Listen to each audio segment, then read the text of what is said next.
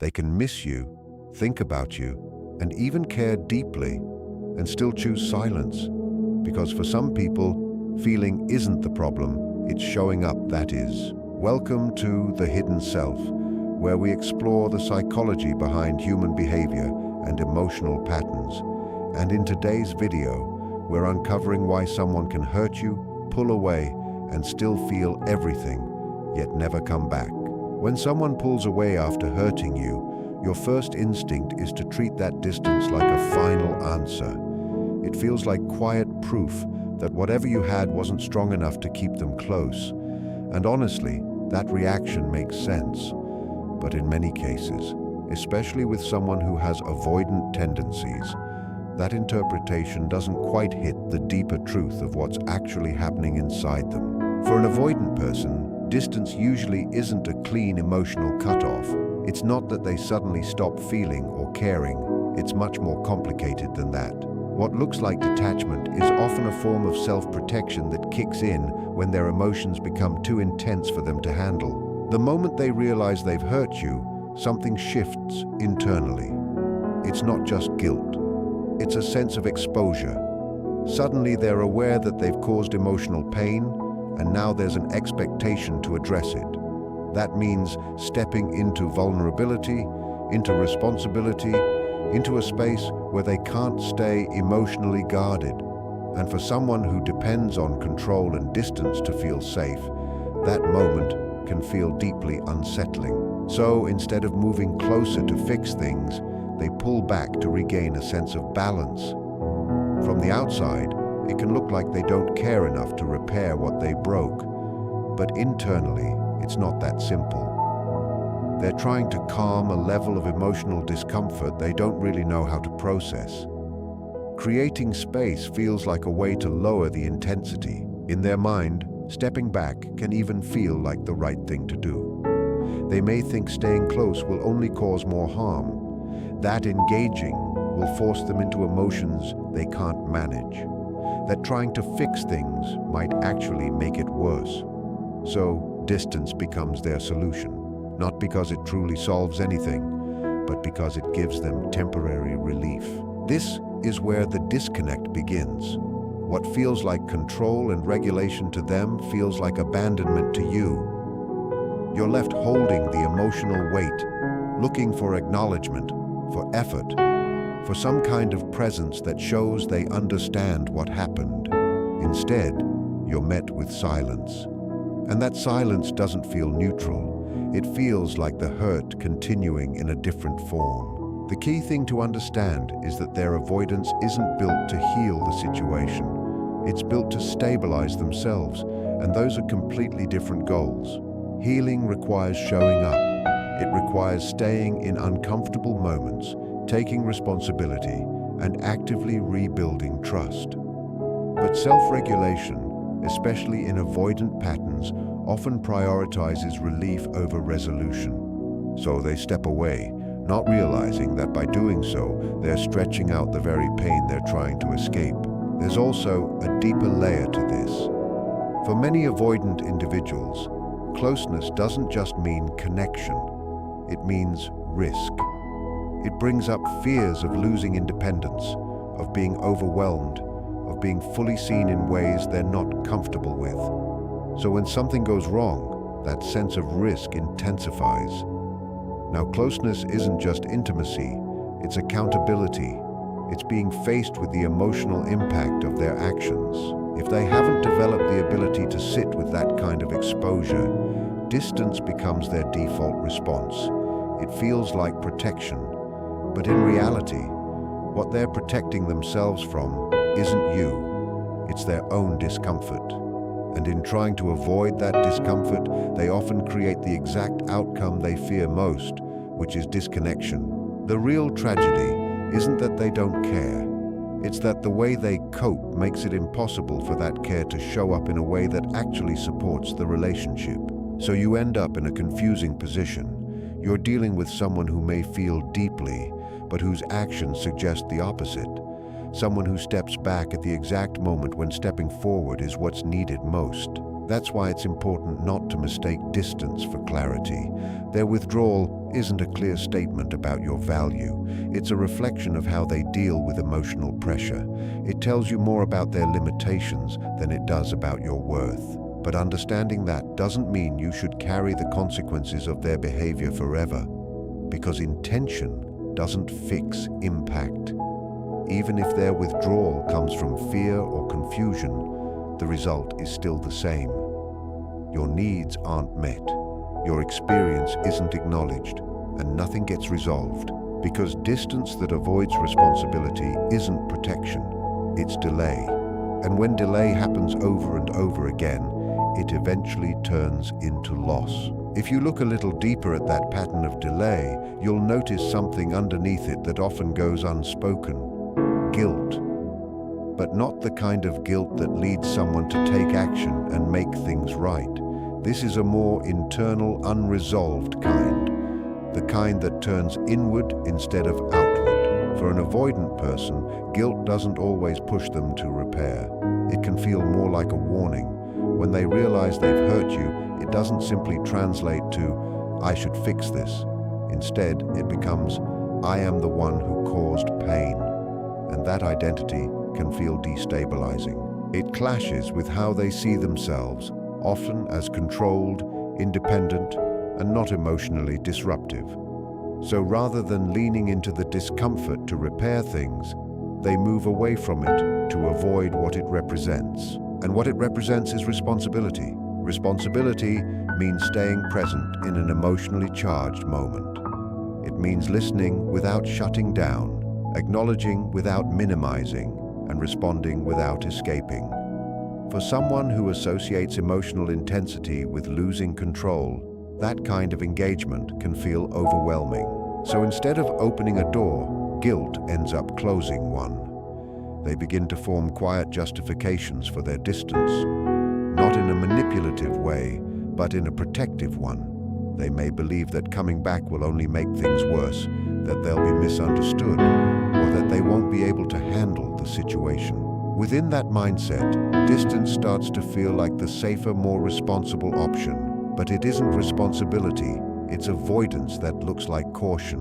Real responsibility doesn't remove you from the situation you impacted. It asks you to step into it, understand it, and take part in repairing it. And that's exactly the space they're trying to avoid. What makes this even more complex is that their guilt doesn't disappear when they withdraw. It stays with them. It shows up in quiet moments, in memories, in the awareness that something was left unfinished. But instead of using that feeling to reconnect, they use it as more reason to stay away. It becomes a cycle. The more they think about the pain they caused, the more they doubt their ability to fix it. And the more they doubt themselves, the less likely they are to try. So what you're seeing isn't a lack of care, it's a loss of confidence in their ability to repair. And that keeps them stuck. From your side, this can feel incredibly confusing, because you see guilt as something that brings people closer, something that leads to conversations, apologies, and change. So when none of that happens, it's easy to assume the feeling isn't there, but the feeling can be there without translating into action. And that's the part that matters most. Relationships aren't sustained by what someone feels internally. They're sustained by what they're willing to express and do, by whether they can face discomfort, communicate honestly, and take responsibility when something breaks. When someone's inner experience, no matter how strong, doesn't turn into outward accountability, the connection can't stabilize. In some ways, unresolved guilt can be more damaging than no guilt at all. At least without it, there's clarity. You know where things stand. But with unprocessed guilt, there's uncertainty. You sense something beneath the surface, but nothing actually moves. That uncertainty can keep you emotionally invested in something that isn't progressing. It keeps you waiting, hoping for a response that never fully comes. And over time, that waiting takes a toll. You start questioning yourself, wondering if you're expecting too much, if you misunderstood things, if their silence means something different than it feels like. But it doesn't. Silence in this situation isn't neutral. It's an absence of repair. And regardless of what's happening internally for them, the outcome for you stays the same. There's no closure, no resolution. So while it's helpful to understand why they behave this way, that understanding shouldn't come at the cost of your own needs. Empathy isn't a replacement for accountability, and insight isn't a reason to accept inaction. At some point, the reason behind their distance matters less than the reality it creates. And that reality is simple. If guilt stops someone from showing up, from being honest, from taking responsibility, then that guilt isn't helping the relationship. It's getting in the way of it. You can't build something real with someone who processes everything internally but disappears when it comes to action. That leads to a difficult but necessary truth. Guilt that avoids responsibility isn't true remorse. It's retreat. And when you begin to see how that retreat works, another layer becomes clear. Even in their distance, even in their silence, the connection doesn't completely disappear for them. It just changes form. This is where things can feel especially confusing, because they can miss you and still not come back. For most people, missing someone creates a natural pull to reconnect. It pushes them to reach out, to close the gap. But for someone avoidant, that feeling doesn't always lead to action. It stays contained. They feel your absence. They think about what you shared. They replay moments. They recognize what mattered. There is an awareness of loss. But awareness alone doesn't create movement, because the same internal system that caused them to withdraw in the first place is still running in the background. That same fear of being emotionally exposed is still there. The same discomfort with vulnerability hasn't gone anywhere. The same uncertainty about how to fix what was broken is still unresolved. So instead of letting that sense of missing you guide them back, they keep it contained inside. They sit with the feeling rather than act on it.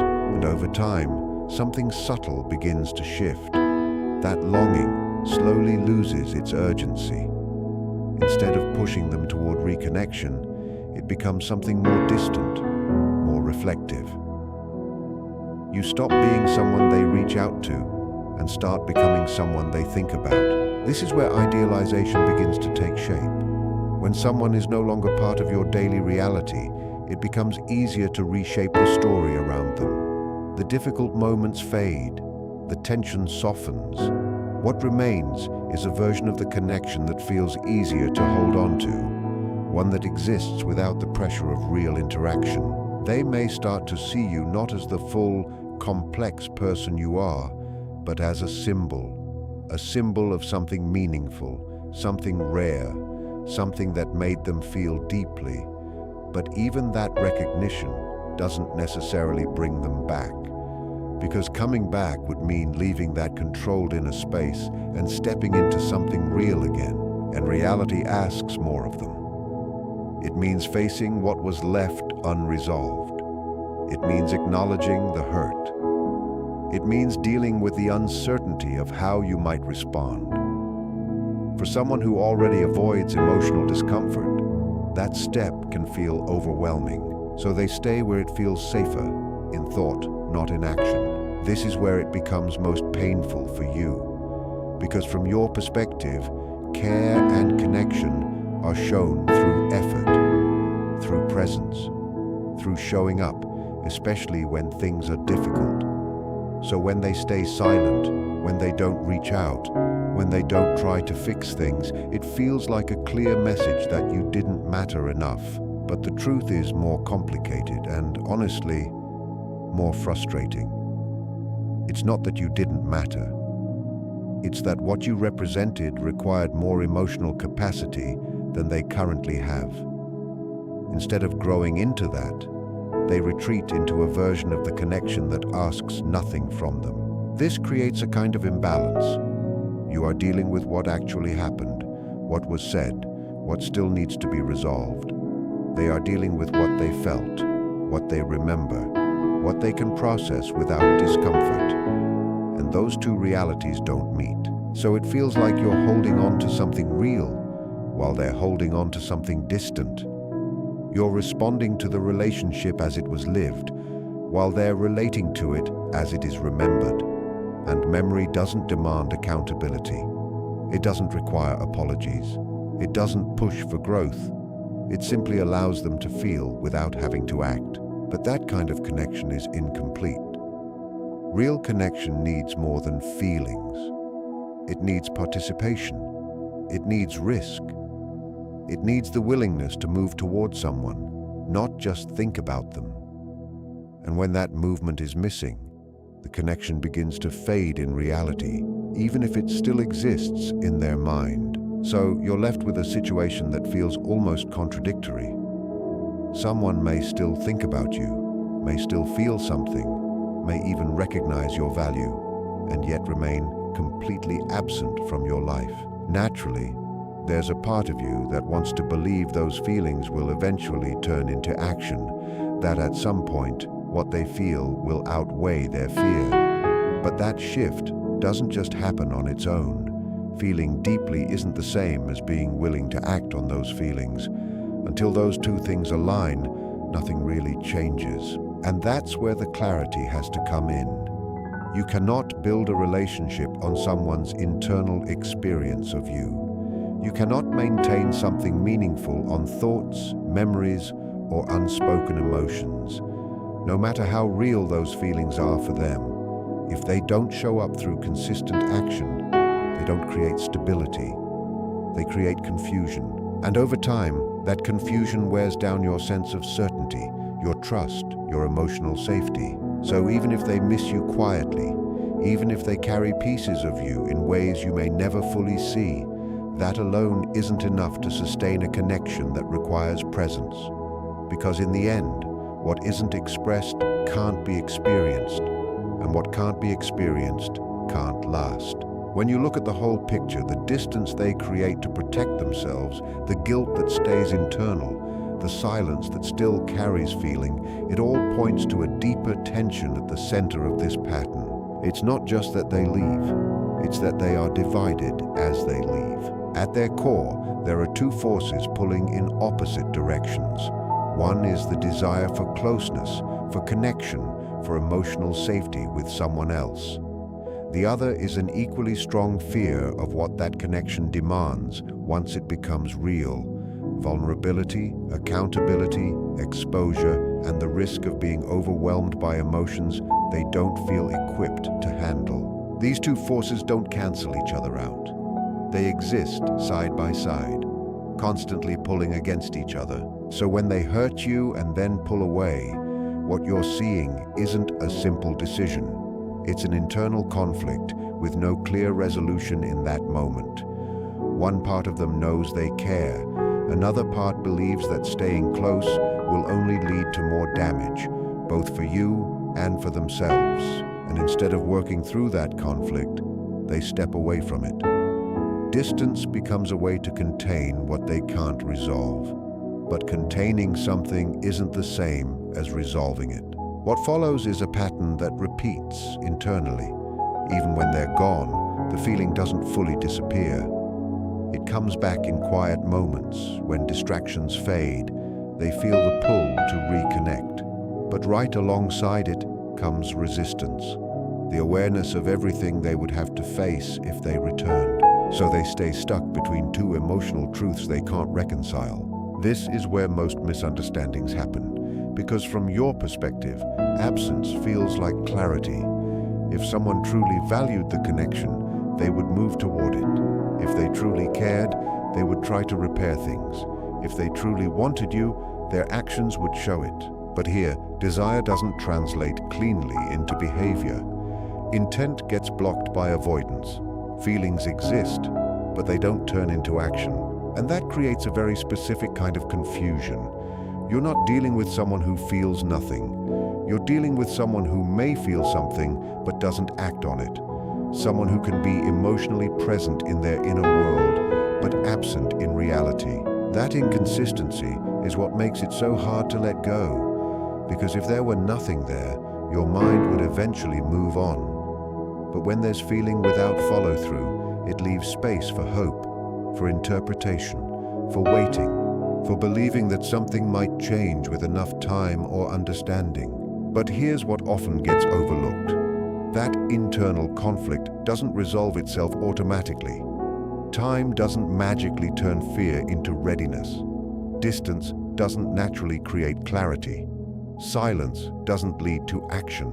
In many cases, time actually strengthens the pattern. The longer the silence continues, the more distance feels like the safer option. The longer they stay away, the more returning starts to feel risky instead of reconnecting. So the conflict doesn't disappear, it just becomes less visible. And this is where you have to shift your perspective. It's easy to see someone's internal struggle as a sign of potential, to believe that because they're conflicted, they're moving toward change. But struggle alone doesn't create transformation. Awareness alone doesn't mean they're ready. Feeling alone doesn't mean they have the capacity to act. What matters is whether those internal experiences turn into consistent actions that rebuild trust and create stability.